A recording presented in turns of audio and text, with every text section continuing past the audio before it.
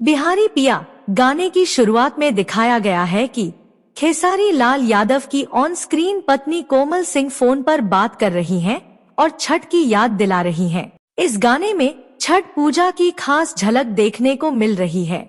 गाने में एक्टर और एक्ट्रेस भक्ति में डूबे हुए हैं। खेसारी लाल अपनी पत्नी के साथ मिलकर काम कर रहे हैं। गाने का म्यूजिक फैंस को काफी पसंद आ रहा है। यही वजह है कि यूजर्स बोल रहे हैं कि इस छठ पर यही भोजपुरी गाना बजेगा। गाने में इस महापर्व की पूरी झलक देखने को मिल रही है। इस नए भोजपुरी गीत को GMJ ग्लोबल म्यूजिक जंक्शन नाम के YouTube चैनल पर 31 अक्टूबर को अपलोड किया गया है। इस पर अब तक 6,51,000 से ज्यादा व्यूज आ चुके हैं।